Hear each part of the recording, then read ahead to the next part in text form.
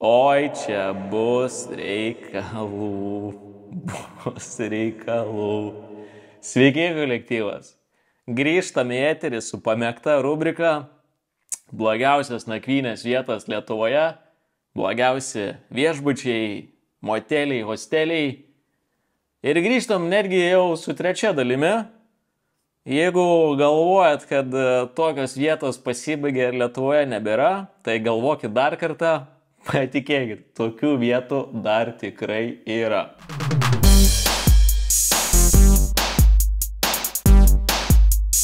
Man jau nuoširdžiai negera pasidarė.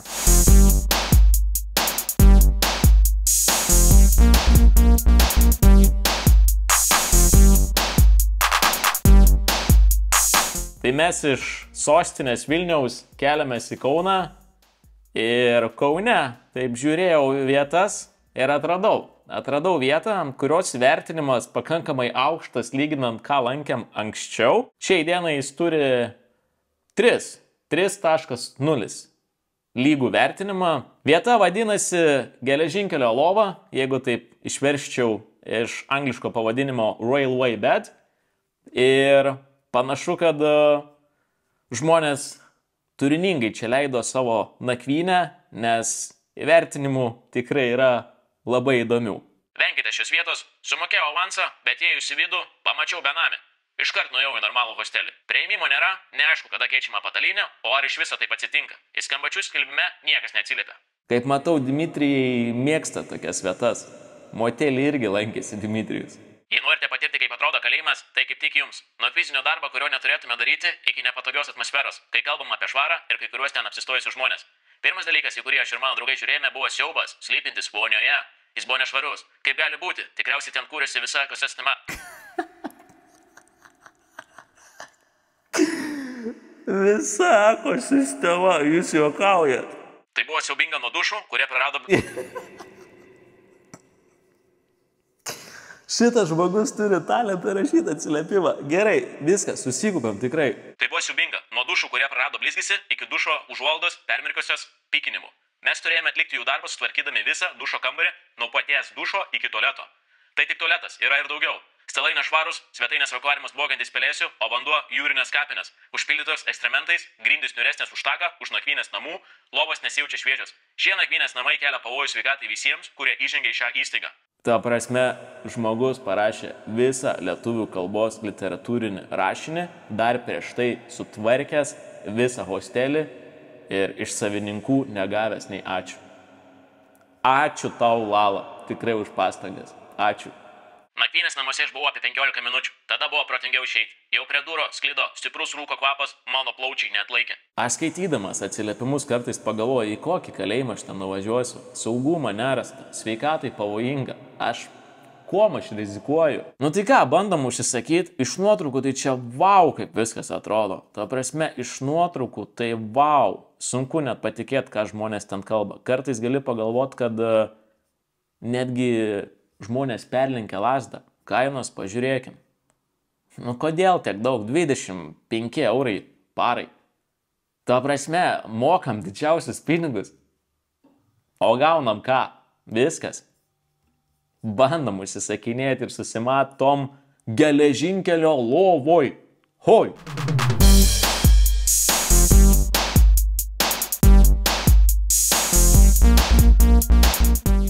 Sveiki, atvykę į Kauną. Esu šalia Geležinkelio stoties, ten, kur ir mūsų hostelis bus. Man atrodo, matau, nežiūrėjau iš tikrųjų, kur tiksliai, bet čia yra geltonas namelis.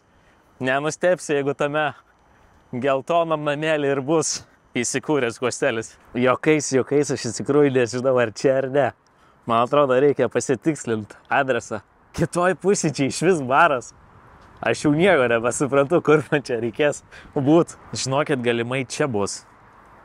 Bet nėra nei jokio užrašo, yra tik signalizacija kameros ir nieko. Jokio užrašo apie, kad rašytų hostelį.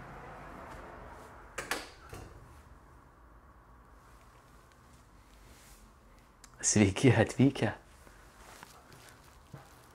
Toks senos trobos kvapas. Ir net nežinau, atrodo, kad čia tiesiog ėjau į kažkieno gyvenamą namą, visas vaizdas. Čia turim batus, kažkas paliko. Galima tiesiog prisėsti. Skalbimo mašina yra. Tikrai į kažkieno namus įėjau.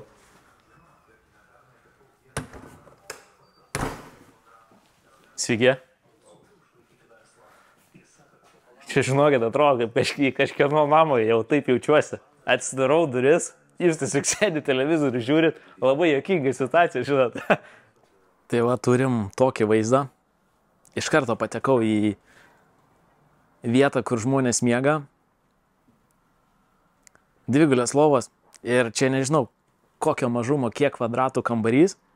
Bet va taip, viskas sudėliota. Negavau jokio pranešimo žinutės, kuri mano lova ir kuris numeris turėtų būti. Aš neįsivaizduoju, kaip čia vad reikia įsirinkti lovą. Esmė, kiek suprantu, gerai, čia kaip ir tuščia, čia kaip ir tuščia, čia irgi kaip ir tuščia, čia matosi žmogus gyvena, tuščia, čia miegoja kažkas, viršui tuščia, čia irgi žmogus yra, viršui irgi kaip ir naudojamas, sakykim.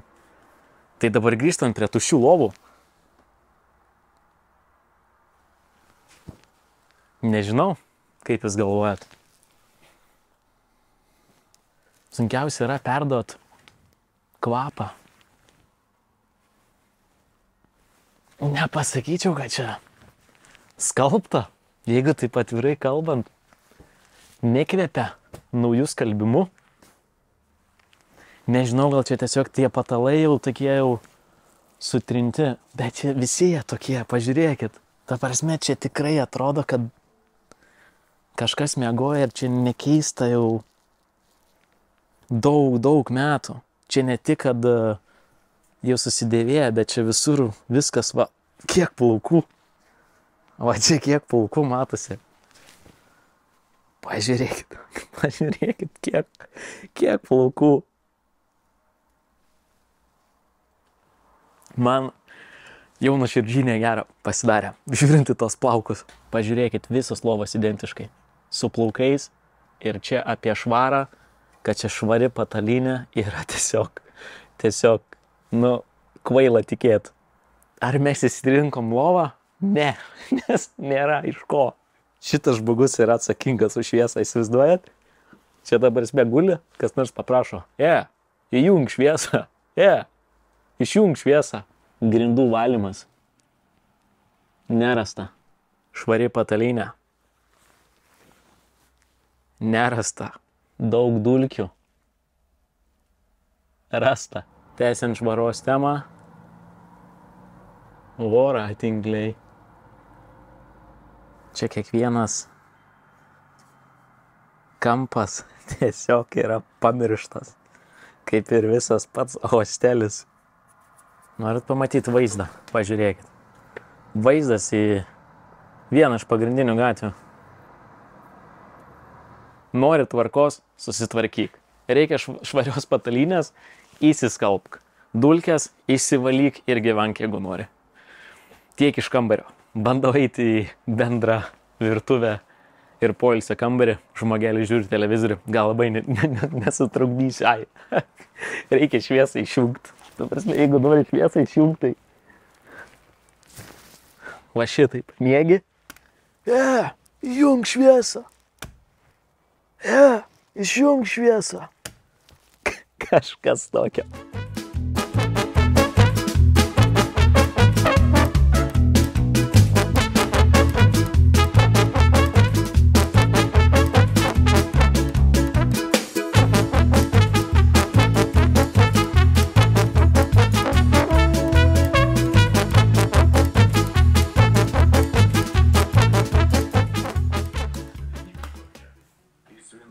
Toks žaidimų kambarys atrodo iš tikrųjų.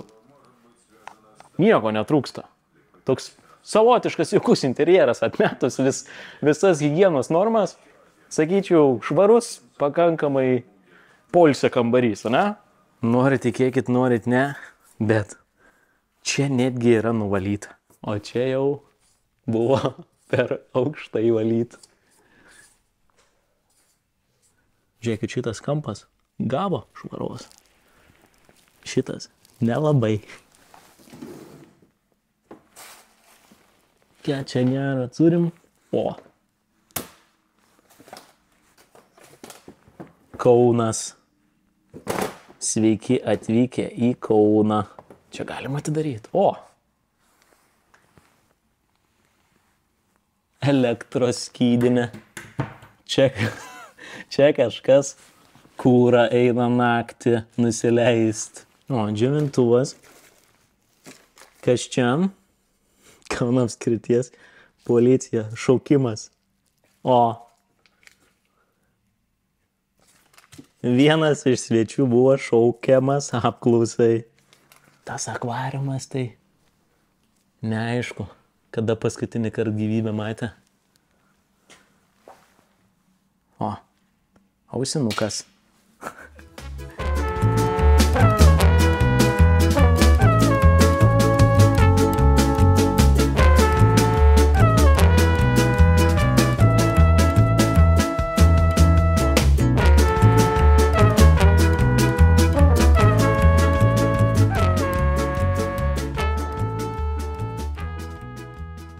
Dėl virtuvės čia tikrai nėra ko skūstis. Nu, gal. Nori naudot, išsiplauk pats. Čia tokios taisyklės. O, kas čia nutiko?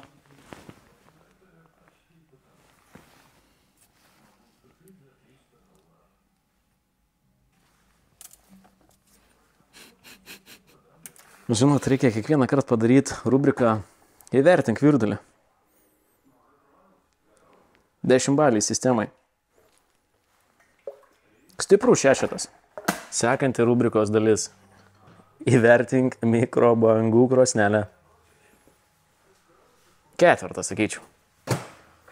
Sakyčiau 4. Tikrai nėra bloga ir nėra gera. Virtuvė kaip virtuvė. Dabar paskutinė dalis įdomiausia. Sveiki. Sveiki atvykę į ekosistemą. Kaip ir rašė vienam iš vertinimų, čia kūrėsi visa pasaulio ekosistema. Tai pažiūrim, kur čia tas gyvenimas verda. Turim kriauklę. Va tokią. Pusiau tokia. Skalbinių dėžė. Rankšluosčiai.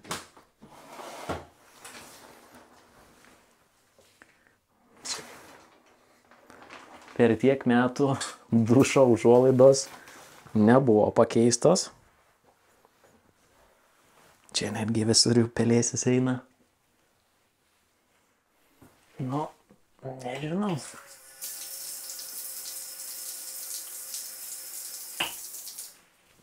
Kaip ir veikia, bet užuolaidas, kiek jau metų turi būti, kiek jūs turi tarnaut, kad gal jau pakeist, kiek jūs čia te kainuoja. Nu, bet, nežinau.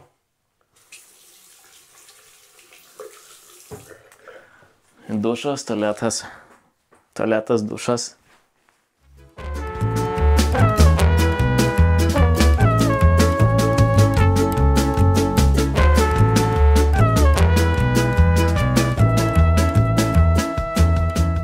Čia jūs sakykit, kiek naktų apsistojęs esat?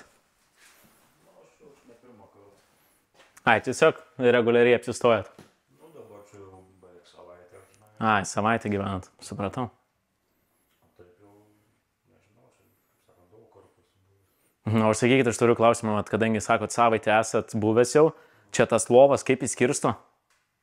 Nežinot? Kur laisvo ten vyksi? Na? O kaip žinot, ar švaru ar ne? Patalinę pakeičia, sako, daugiau nieks nieko netvarko. Nieko netvarko daugiau? Viską pats. Patys žmonės, kurie atvažiuoja, susimoka ir tvarkosi. Taip, nepatinka, prašau, ir siurblius, eik siurbliuokis. Ai, Čia tokia politika. Tokia politika. Viskas yra savarankiškai. Ne, tai taip, bet tas verslo modelis, matot, vis tiek yra, kad jeigu tu jau turi tą tokį verslą, nakvynės vietą, nu, tai aš taip įsivaizduoju, kad normalus verslo modelis yra, kad tu vis tiek išvalai į dieną ar kas kelias dienas. Aš suprantu, čia ne jūsų verslas, aš bendrai dalinuosi patirtim. Pagal idėją turėtų būti, nors kaip sakant, taip, čia turėtų pažadėti kažkas, tai žinai. Aš net nežinau, ką ir pasakyti jums, atvirai kalbant. Keli dalykai, ką paminėt galima. Nieks čia nieko netvarko. Žmogus, kuris čia gyvena savaitę, tikėtina ilgiau, pasirodo, jis čia praplauna, ką paprašo savininkė.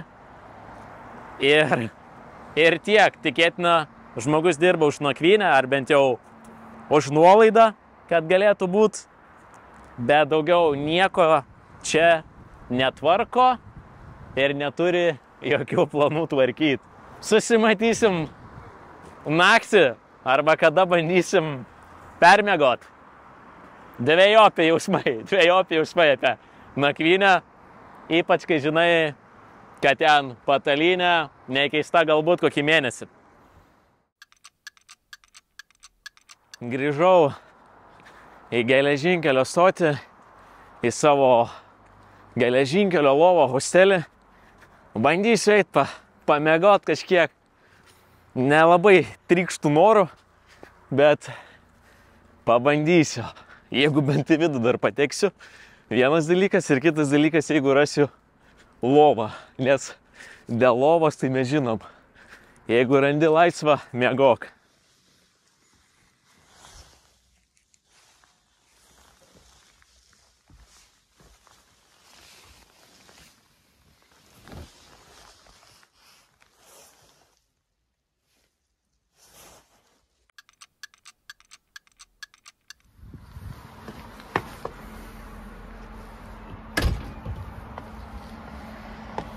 Nerekomenduoju. Sąžiningai ir atvirai pasakysiu, nerekomenduoju šitos vietos.